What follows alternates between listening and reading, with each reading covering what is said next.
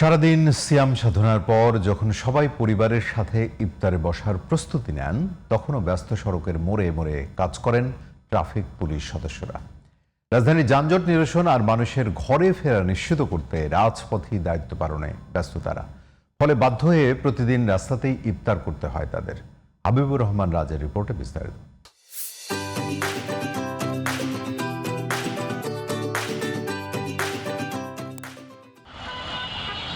ইফতারের বাকি আর মাত্র কয়েক মিনিট। গন্তব্যে পৌঁছাতে সাধারণ মানুষের চোখে মুখে রাজ্যের তারা। আর সেই তাড়াহুড়ো সামাল দিতে রাস্তার মাঝখানে অতন্দ্র প্রহরীর মতো দাঁড়িয়ে ট্রাফিক কনস্টেবল। যখন সাইরেন বা আজানের ধ্বনি কানে আসে, তখনও তার হাতে থাকে সিগন্যাল লাঠি।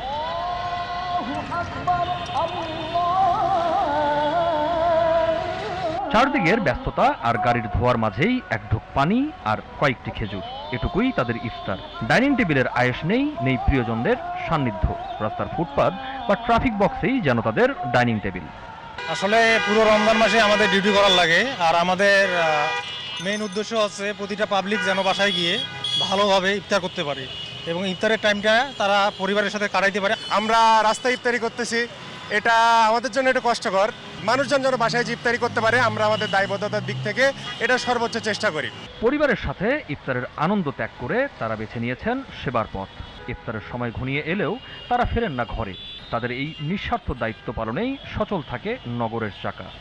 যাতে পরিবার পরিজনদের নিয়ে যারা বাসায় গিয়ে ইফতার করতে পারে, সেদিকে আমরা যথেষ্ট খেয়াল দিচ্ছি। আমাদের পরিবারের সবসময় আমরা সময় দিতে পারি না, কর্মক্ষেত্রে সব কিছু সম্ভব হয় না। আমার ফ্যামিলির সঙ্গে তো আমি কোনোদিন এই বিশেষ করে এই মাসে আর ইফতার করতে পারবো না। এটা আসলে খারাপ লাগে, তারপরও ভালো লাগে যে এত মানুষকে তাদের গন্তব্যস্থলে পৌঁছে যাওয়ার পর তারা ইফতার করতে পারে ফ্যামিলির সঙ্গে। এটা আসলে খুবই ভালো লাগে।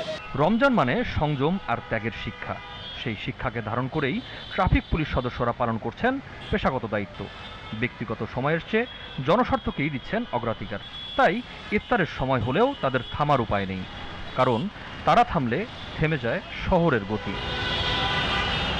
হাবিবুর রহমান রাজ, জিটিভি নিউজ, ঢাকা।